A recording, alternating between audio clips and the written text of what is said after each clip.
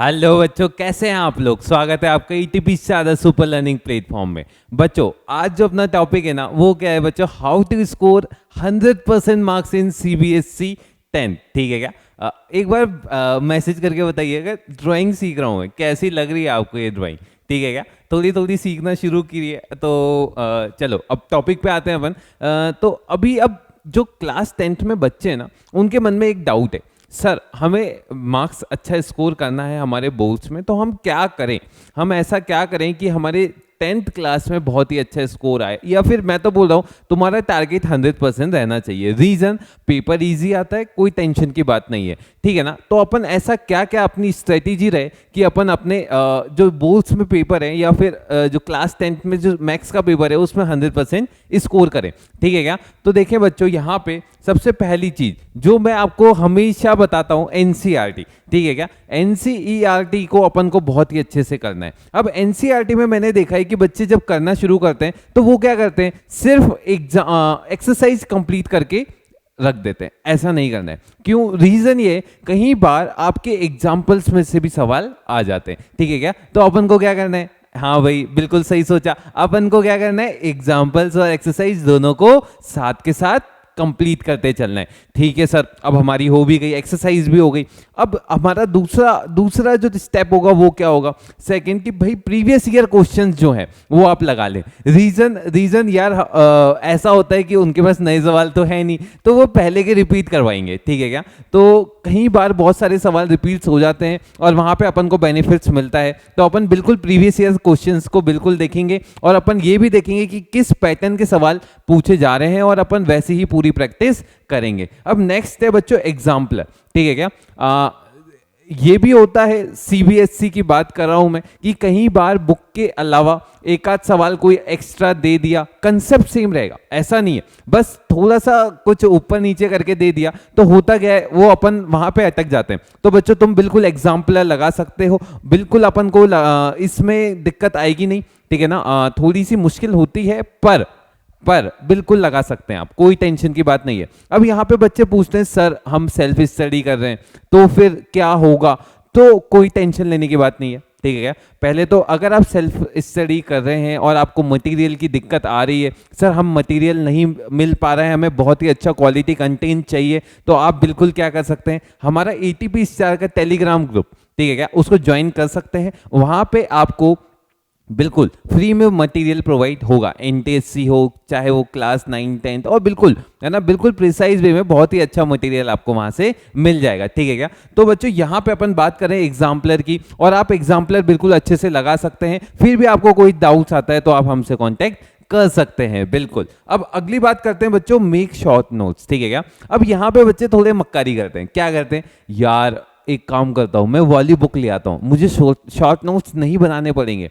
बच्चों ये काम मत करना। रीजन, शॉर्ट नोट्स अपने होते हैं, है ना, और अपने तो अपने होते हैं। ठीक है क्या? मतलब समझे आप कि भाई शॉर्ट नोट्स अगर आपके हैं तो शॉर्ट नोट्स का देखो बेनिफिट क्या होता है। शॉर्ट नोट्स का बेनिफिट होता है लास्ट टाइम पे बहुत कम समय में अपन पूरी अपनी जो पिक्चर है एक साल की वो अपन देख सकें। ठीक है कि भाई मैंने ये पढ़ा है, ये पढ़ा है। और अगर आपने शॉर्ट नोट्स बनाए, जैसे मानो आपने सर्कल का कुछ 2-4 फॉर्मूले लिख दिए, अब वहां से आपने देखा कि यार ये आपने बिल्कुल अपनी लाइन में लिखे, अपनी भाषा में लिखे, एक शॉर्ट नोट्स नहीं दिखाने के लिए। ठीक है? दिखाने के लिए अपन अंग्रेजी में छाप दिए पूरे, वो सेम टू सेम बुक छाप दी, ऐसा काम मत करना। ठीक है? अपनी भाषा में आप बिल्कुल शॉर्ट नोट्स लिखें। ठीक है कि भाई आपको हिंदी समझ में आती है, आपको इंग्लिश आती है, आपको इंग्लिश आती है। ठीक है? जो आपकी भाषा है उसमें लिखें, बिल्कुल लिखें, है ना, उसको वो सिर्फ आपके लिए। ठीक है ना? और उनको ऐसा लिखें कि सिर्फ एक पेज में एक चैप्टर की पूरी पिक्चर बन जाए।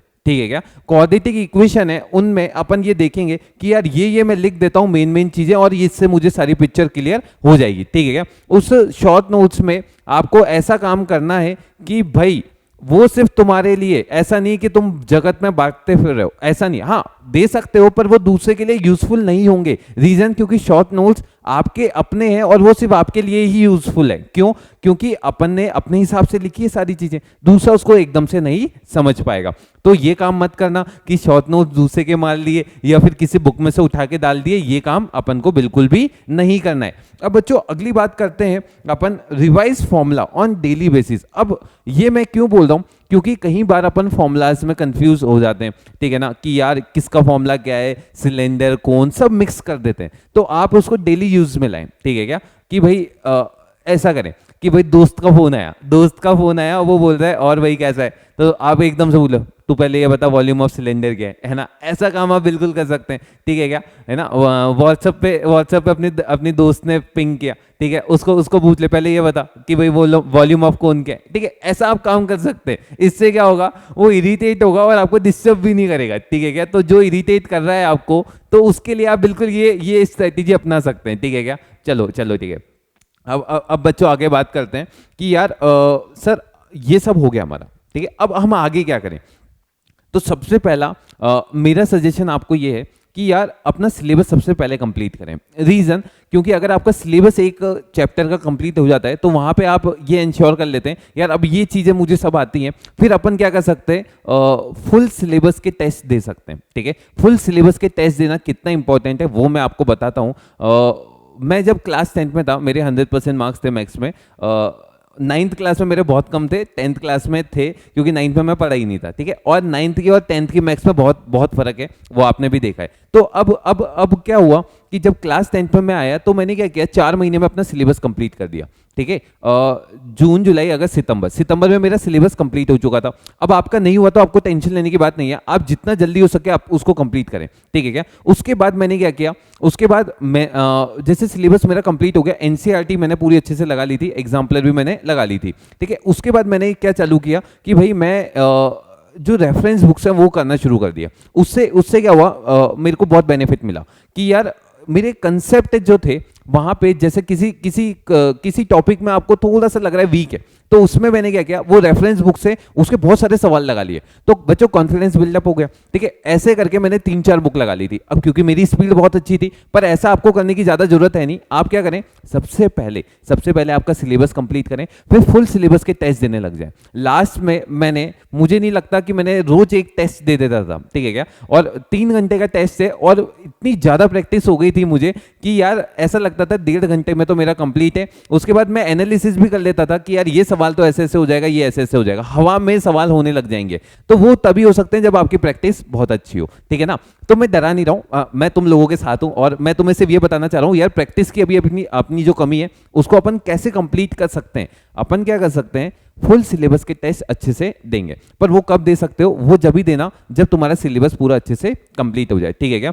और बुक्स में मैं बोलूंगा कि आर डी शर्मा लास्ट में करना, पहले आर एस अग्रवाल पूरा कंप्लीट कर लें। रीजन, क्योंकि आर एस अग्रवाल थोड़ा सा एनसीईआरटी को अच्छे से कवर अप कर लेता है, आर डी शर्मा भी करता है, पर उसमें थोड़ा सा एक्स्ट्रा मटेरियल भी ज़्यादा है। तो पहले आप आर एस अग्रवाल कर लें, फिर बहुत सारे तो मिलते जुलते सवाल हैं, है ना, दोनों एक दूसरे के देख रहे हैं आप, तो फिर वहां पे अपन देख सकते हैं लास्ट में अपन आर डी शर्मा भी कंप्लीट कर सकते हैं। तो बच्चों सबसे पहली स्ट्रेटेजी अपनी क्या रहेगी कि यार मेरा सिलेबस पूरा जल्दी से कंप्लीट कर लूं मैं, ठीक है। अब जल्दी कंप्लीट करने के चक्कर में ये नहीं घास काट दो, ठीक है, कि भाई ये चैप्टर मैंने करा नहीं करा, ले निपटाओ, ऐसा मत करना, अच्छे से करना, ठीक है। थोड़ा टाइम ले लेना, दिसंबर तक कर लो या नवंबर तक पूरा अच्छे से कर लो। वैसे भी अब तो त्योहार का सीजन आ गया, ठीक है ना, घर पे सफाइयाँ शुरू हो गई होगी, मम्मी बुलाती होगी, बेटा पंखा साफ कर दे, ऐसा होता होगा, ठीक है। नहीं तो आजकल के एडवांस बच्चे हो तो शायद नहीं भी होता, हमारे वक्त पे तो बहुत अच्छे से होता था।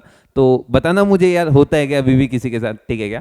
तो हमारे वक्त पे तो बहुत होता था, तो हो सकता है, कोई टेंशन की बात नहीं है, ये इसको एंजॉय करें, ठीक है, इसमें टेंशन लेने की बात नहीं है, ठीक है। तो अब मैं क्या बोल रहा हूँ कि आपका जैसे सिलेबस कंप्लीट होना, आप फुल सिलेबस के टेस्ट पे आ जाना, बिल्कुल आ जाना, और अच्छे से देना उनको। और एक ऐसा, चलो ठीक है अभी थोड़ा टाइम कम मिलेगा तो वीक में एक दे लेना, और फिर लास्ट में उसकी फ्रीक्वेंसी आप धीरे धीरे बढ़ा सकते हैं, ठीक है क्या। अब बच्चों बात करते हैं कि वो बच्चे जो कोचिंग जाते हैं, तो कोचिंग जो जाते हैं उनके लिए मैं बता रहा हूँ कि आपको जैसे कोचिंग में जो मटेरियल मिला होगा आप वो बिल्कुल अच्छे से करें, वो अच्छे से करें। उसमें सब चीज़ें आपको क्या क्या कहते हैं, सब चीज़ें आपको बिल्कुल कवर अप मिल जाएगी, ठीक है। और फिर भी आपको लगता है कि नहीं सर हमारे मटेरियल में थोड़ी कमी है, तो आप बिल्कुल यहाँ पे हमारे टेलीग्राम ग्रुप में जुड़ सकते हैं, और वहाँ से आप मटेरियल ले सकते हैं, ठीक है क्या।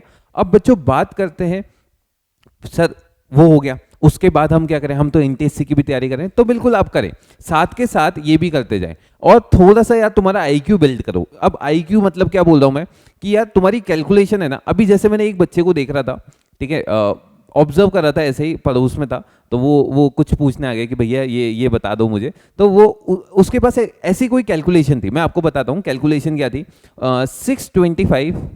629 ले लो और डिवाइड बाय 5, ऐसे टाइप की कोई कैलकुलेशन थी, ठीक है। तो उसने बहुत ही रद्दी वे से किया, रद्दी वे से मतलब उसने क्या किया, वही काम शुरू कर दिया। ये बहुत ही घटिया लगता है मुझे, 629 5, और ये इसमें तुम थोड़ा सा अपना आईक्यू बिल्ड करो कि यार ऐसी कैलकुलेशन मत करो। इसमें क्या कर सकते हो आप, इसको 2 से ऊपर नीचे मल्टीप्लाई कर दो।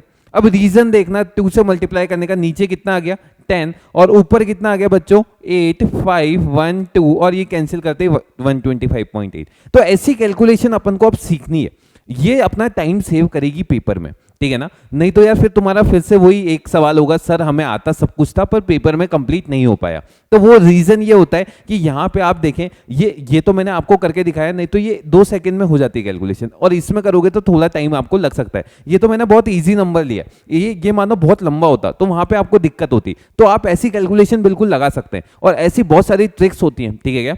तो वो बिल्कुल अपन सीखेंगे। आप मेरी मेंटल एबिलिटी की क्लासेस बिल्कुल ज्वाइन कर सकते हैं, वहां पे मैं आपको कुछ ट्रिक्स बताता हूं। अगर आपको क्वेश्चन नहीं समझ में आता है एकदम से कि सर हमसे सवाल नहीं बन रहे, तो आप बिल्कुल वहां पे जा सकते हैं। वहां पे मैं बिल्कुल बेसिक से बिल्कुल ऊपर तक ले जाता हूं, ठीक है क्या। तो आप बिल्कुल ज्वाइन करें और वहां पे अपन बिल्कुल मुलाकात होगी, ठीक है क्या। फ्री है, मेंटल एबिलिटी की क्लासेस आपके लिए, है ना, आपकी डिमांड पे लाई गई है वो। चलो ठीक है, अब बात करते हैं, सर हमारे पेपर्स भी पूरे कंप्लीट लग गए, अब हम क्या करें। तो यार मैथ्स अगर कंप्लीट हो गया तो फिर साइंस पे आ जाओ, ठीक है। क्योंकि मैथ्स को इतना ज़्यादा टाइम भी नहीं देना है कि यार सिर्फ मैथ्स में मार्क्स आ जाए, ठीक है क्या। तो फिर भी तुम्हें कोई क्वेरी है, फिर भी कोई दिक्कत आती है किसी पर्टिकुलर टॉपिक में, या तुम्हें कोई लग रहा है कि यार सर हमें ये चीज़ें हमसे नहीं हो पा रही है, या हमें पेपर में ये दिक्कत आ रही है, तो आप बिल्कुल कमेंट बॉक्स में आप हमें डालें, ठीक है क्या। मैं पर्सनली और हमारी एटीपी की टीम बिल्कुल आपको रिप्लाई करेगी, ठीक है क्या। तो मिलते हैं फिर अपन अपने नेक्स्ट सेशन में, ठीक है। उम्मीद करता हूँ ऐसे ही हंसते रहिए, मुस्कुराते रहिए, stay positive, stay motivated. All the best.